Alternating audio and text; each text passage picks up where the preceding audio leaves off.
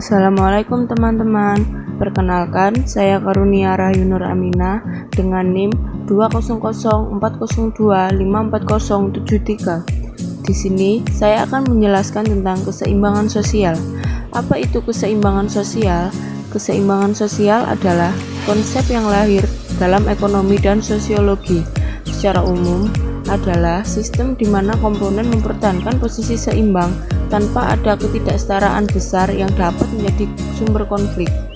Dalam aspek sosial, ini diterjemahkan menjadi dua elemen berbeda, yaitu keseimbangan internal yang terjadi di dalam suatu kelompok, equilibrium eksternal yang terjadi antara berbagai kelompok. Ada berbagai mekanisme untuk mencapai keseimbangan sosial.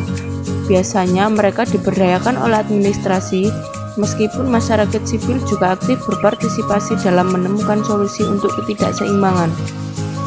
Memberikan kemungkinan untuk meningkatkan berkat sosial untuk pendidikan adalah salah satu contoh klasik dari mekanisme ini. Mekanisme keseimbangan sosial, batas ke pasar, pendidikan dan lift sosial, subsidi pengangguran, undang-undang tentang diskriminasi, redistribusi kekayaan. Batas ke pasar.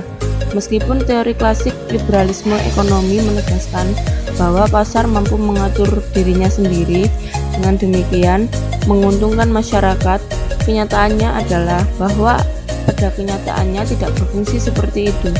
Tanpa regulasi, pasar bebas pada akhirnya menghasilkan ketidaksetaraan yang menghasilkan banyak kantong kemiskinan.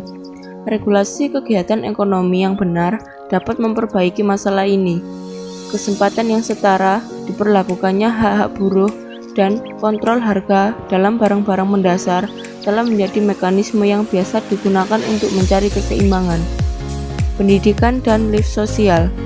Dalam masyarakat dengan kelas ekonomi yang beragam, keberadaannya yang disebut lift sosial memberikan manfaat besar demi menjaga keseimbangan.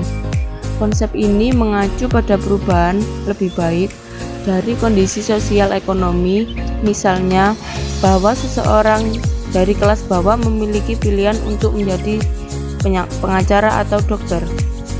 Mekanisme tradisional yang memastikan hal ini adalah pendidikan. Untuk ini, negara harus bertanggung jawab atas sistem pendidikan dan memastikan bahwa semua anak, tidak hanya mereka dari keluarga yang disukai, memiliki akses ke ini. Subsidi pengangguran. Kesenjangan gaji dapat menyebabkan ketidakseimbangan besar di masyarakat. Situasi paling serius adalah ketika seseorang kehilangan pekerjaan, risiko jatuh ke dalam kemiskinan akan hampir pasti jika tidak ada subsidi yang dibayarkan selama waktu tertentu. Legislasi melawan diskriminasi. Diskriminasi karena alasan apapun juga menyebabkan ketidakseimbangan masyarakat secara umum, baik karena seks, ras, atau orientasi seksual. Banyak orang-orang yang beresiko terpinggirkan, baik dalam mencari pekerjaan maupun dalam aspek-aspek seperti akses ke perumahan. Pemerintah telah menciptakan mekanisme hukum untuk menghindari dampak diskriminasi semacam itu. Mereka telah melakukan ini dengan membuat undang-undang yang menghukum sikap seperti itu, selain mengembangkan program pendidikan untuk mengubah mentalitasnya yang menyebabkannya. Redistribusi kekayaan. Ini bukan redistribusi kekayaan secara literal. Cara untuk melakukannya adalah melalui sistem pajak yang jumlahnya terkait dengan pendapatan. Dana ini digunakan untuk membiayai kesehatan masyarakat, pendidikan, dan program sosial lainnya. Dengan cara ini, mereka yang kurang disukai dapat mengakses layanan dasar untuk mempertahankan kualitas hidup tertentu. Konsep keseimbangan dalam dan luar ruangan. Keseimbangan sebagaimana dimaksud ini adalah terjadi di dua bidang yang berbeda. Dengan demikian, sosiolog berbicara tentang keseimbangan batin yang terjadi antara anggota kelompok tertentu dan yang di luar yang muncul di antara berbagai kelompok sosial. Situasi tidak adil. Kelompok-kelompok atau individu-individu yang mengambil alih lebih dari bagian yang adil, mereka akhirnya menyebabkan reaksi yang tidak adil. Tidak hanya tindakan otoritas yang lebih tinggi, baik perusahaan atau negara, yang dapat memperbaiki situasi yang diciptakan. Distorsi. Pada akhirnya, sosiolog menunjukkan bahwa kelompok sosial atau kelas memiliki perilaku yang mirip dengan individu. Ada beberapa orang dengan perilaku egois yang tidak keberatan menghancurkan keseimbangan sosial jika mereka dapat memperoleh manfaatnya sendiri.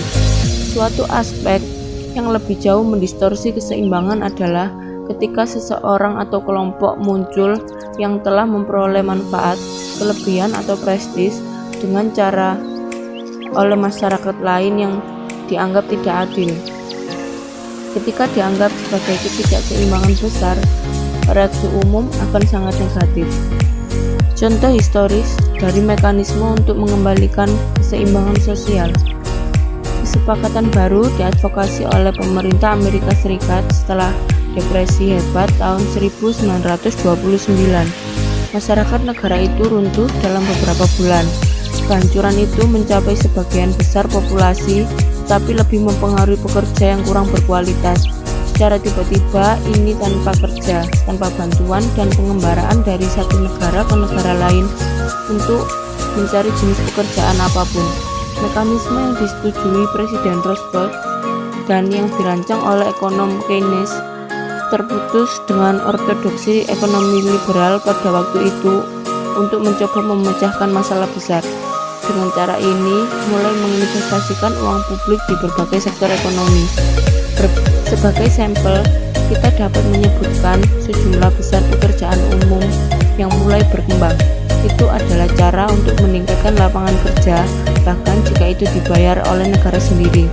Niatnya adalah untuk meningkatkan konsumsi yang akan mendorong sektor jasa dan sektor perumahan antara lain. Meski butuh beberapa tahun, pemulihan Amerika Serikat terjadi. Mekanisme yang dibuat oleh pemerintah bekerja dan keseimbangan sosial hampir kembali ke tingkat sebelumnya. Dengan adanya keseimbangan sosial, kita sesama manusia bisa meningkatkan aksi kekeluargaan, meningkatkan tindakan seimbang kepada sesama, melindungi penyeimbang, meluhurkan hak orang lain, senang berikan bantuan, senang menghargai. Terima kasih. Assalamualaikum.